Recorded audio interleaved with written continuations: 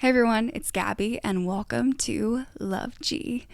This is the podcast where we talk about being in our 20s, being young, being in love, trying to figure it all out, and really struggling to do so, but also realizing we don't really have to have it all figured out. So, yeah, that's what we talk about on here.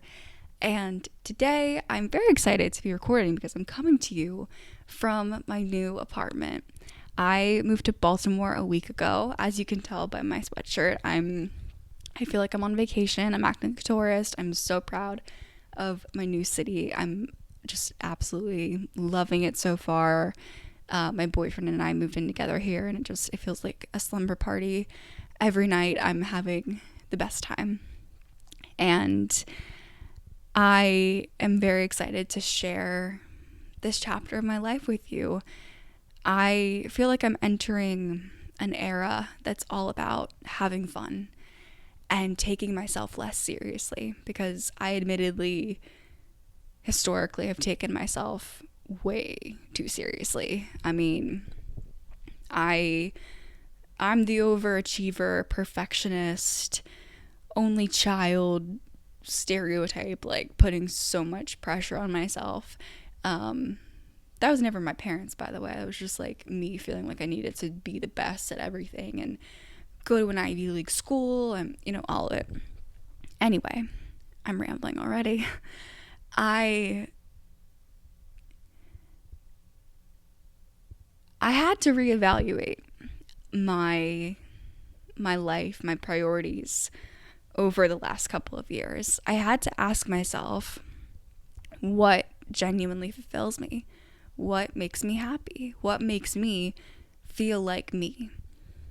And that evoked this whole, I call it like a revolution of taking myself and my life a little less seriously and going out there, making memories, chasing new experiences, and just having a good time doing so.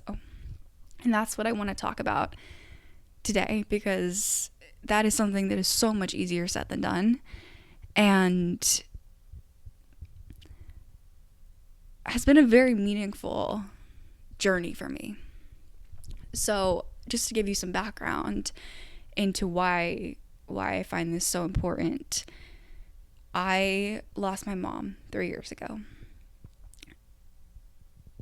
The past couple years have been devoted to my grief, my healing, letting myself feel the depths of my grief and really experience however I'm feeling that day, whatever that may look like. And that's when I realized that a lot of the places I was putting energy into were not that important. So I was like the academic validation girly. I was the one that, freaked the fuck out if I got like a 90%. I was crazy. And my mom got sick when I was in college. So I didn't have the capacity to care about school as much as I had my entire life before that. Also, I was studying film. Like, I was studying something that I loved and really cared about, and I didn't want to put too much pressure on it. So I changed. I think the change started there, of realizing like my top priority my entire life has been school. Why? Because I like impressing people. And that's about it. It was all about other people, what other people thought, how other people saw me. It had nothing to do with what I really wanted, because honestly, what I wanted to do was write books and post videos, and you don't need to go to college for that. I certainly did not need to go to an Ivy League school to do that. So yeah, I was just worried about how people saw me. And then I was going through a life experience where suddenly other people's opinions of me didn't really care that much. All that mattered was me and my family and our health and happiness. And I started really analyzing my relationship to my creativity in particular, because as a film major, creativity was a huge part of academics. And that got twisted in there, like needing it to be a certain way, needing it to be perfect. And I started exploring creativity as this freeing, imperfect, emotional, raw part of myself. It started in school and has continued all the way till, now, and it's now my life and my practice to let creativity and my art be very freeing. And that has influenced me as an individual. Like I love my artistic side. I love letting my inner artist take over and be a little wild. And she wants to have a good time. She wants to go have fun. On top of everything I said already about being like the overachiever, like I was such a goody two shoes in high school, even in college. I didn't really like party that much. Yeah, all that. And like looking back, I do regret that I was just like so scared of the world. I was so scared of putting myself out there, of being seen, because I was worried what other people would think. I was worried about being perceived as boring or quiet or weird or whatever it is I was worried about that day. I was just scared of the world. I was scared of being myself, because turns out I am a very creative, eclectic, emotional individual. And then I went to LA. That opened up my world quite a bit. I became a clubber. I fell in love with Cosmos.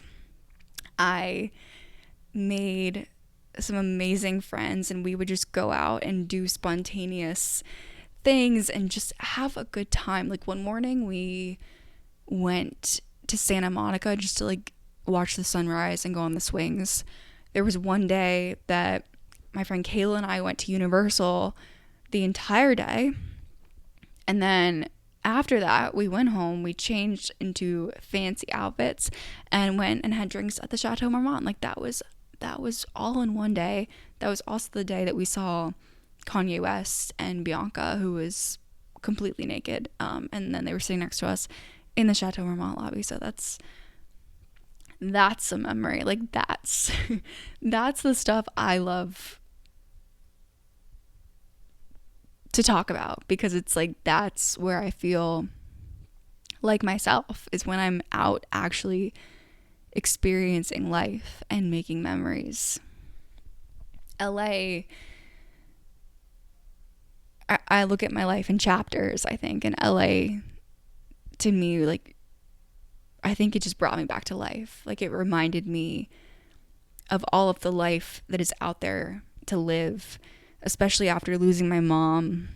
I was still in a very numb state, but that was just the reminder that there is so much left for you to find, and there's so much world out there for you. So I've taken LA as a city, as a concept, as creative inspiration into my life since then. Throughout the last year or so of really intense healing work, because a lot of my grief has been emerging and I've been learning so much about myself. at the core of that is motivation to be present, to be happy. I asked myself, what does happiness even look like to me? In this evolved understanding of who I am, I'm a very deep feeling person. I am not always like super optimistic. I have tough moments. Like, what does happiness look like for me? And I realized that to me, happiness is just feeling however I feel, being present with my feelings. It took me a long time to come out of numbness. And now I'm very grateful for every moment that I can feel the entirety of whatever I'm feeling. That also means that when I am having fun, when I'm out at a club and like the perfect song comes on and my friends and I are there dancing together, and I just like, I feel so good. Like I feel it with all of my being. When I am writing, when I, come up with a line that really resonates with me, that feels like me, it's like a ringing in my chest. Like I feel things very deeply. And I realize that happiness is being able to feel those things. It doesn't mean being happy all the time. It just means living my life, experiencing things that make me feel things. So there's been mental blocks that have come up amongst that, because at my core, my inner child is that very overachieving girl who's worried about what other people think. One example of this lately I have is my style's been changing quite a bit. I was known for like only wearing black, and as you can see right now, I'm wearing yellow. Like I've been so into bright colors. Like I have a pink fur hanging over there. I have like heels of all different colors that I've thrifted. I'm just so into color right now. And it's always in the back of my head every time I like go to pick out a new outfit. I'm like, are people going to think of me differently because I'm wearing... First of all, nobody cares that much. I don't know why I have such a big ego thinking that people are like that obsessed with me. But yeah, like I'm just always worried that me changing my style has some bigger meaning. Same thing, like I've been wearing gold jewelry lately, and like I always wore silver. It's like, do I have to be a gold or a silver girl, or like can I do both? Like does it mean that my identity is changing? This is such a tangent, but yeah, basically I'm finding all of these like subtle ways that I take myself too seriously. Like it feels like every decision has so many consequences, all of which go back to how other people see me. I just moved here. I'm looking for a job. I'm trying to establish my routine here. I'm finding a community. I'm getting into my hobbies, all of it. And it's this time in my life where I want to explore. I want to experiment with who I am, and I don't want to take myself too seriously, which is hard because also like finding a job and moving and all, like it's big things that feel so heavy, and like if it doesn't go right, the world could fall apart. But I want to be young. I want to make mistakes. I want to take chances and just see what happens. I want to wear the bright colors and maybe look ridiculous. I want to, get drunk at a baseball game. Like, those are just the things that those are the priorities, because those are the things that make me feel alive. Now, when I say not to take yourself seriously, I used to have trouble like thinking of that, because it's like, I want to take myself seriously. I want to take my goals and my aspirations seriously. I'm not saying not to. I'm also not saying to ignore all of the serious, heavy things that go on in the world and in your life. I mean, it's been very important to me to take my grief seriously, to give space and time to that part of myself and my life. And it's not about ignoring those things. It's not about silencing the complicated parts of myself. It's not about going out and partying instead of like submitting job applications. It's not about that. I think taking yourself less seriously is more about having trust in yourself. Having trust that whatever happens, you will be okay and you will be you through it. Believe me, I'm terrified. I'm terrified of so many different things. I'm terrified of failing. I'm terrified of my dreams not coming true. I worry about so many things that are on a varying scale of severity. But not taking yourself seriously does not mean, in my definition, that you're immune to fear. We are not immune to fear. Yes, I love the Fearless album. Fearless is my favorite Taylor Swift song, and it's like my motto. But that doesn't mean you don't have fear. That doesn't mean you don't worry about things. We cannot control the fact that we worry about things, especially us anxious girls that worry about everything. You know, we can't control it. It's not about controlling it. It's about trusting that through all of it, you will be you. It's about trusting that you can put yourself out there and be a little messy, be imperfect. And no matter how you're perceived by other people, no matter what anybody else thinks, you still have you. It's that self-trust.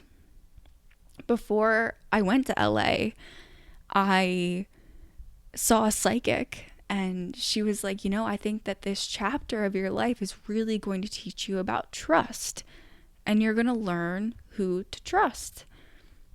And I'm sitting there thinking, like, what is going to happen? Like, am I going to be involved in some like major betrayal that I'm going to have to like, I'm going to like, I don't know what I was thinking was going to happen, but that in itself it felt very intense. And then, I went to LA, I made amazing friends, we're just there having fun. And I remembered that meeting with the psychic. I remembered that like one of my last days in LA. And I'm thinking, like, what could she have possibly meant? And I realized, like, I learned to trust myself. I learned to trust my creative instincts. I learned to trust myself as an artist.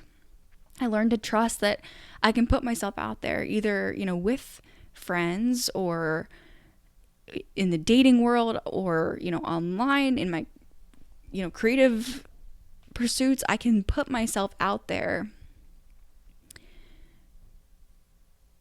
and it will be okay because I'm me. And you know what? I can face the challenging things in my life. I can let myself be sad. I can let myself go have fun and laugh because I trust in me. So it's about self-trust. That's the lesson I took from that psychic from LA, and that's what I'm continuing to learn now. It's not about being fearless. It's not about not taking ourselves seriously. It's just about trusting ourselves and going out into the world every day, taking chances, putting on that outfit that we, want to wear but are also scared to wear. Like, put that on. Go do things by yourself. Go talk to a stranger, whatever. Like, just take chances, because you'll be okay.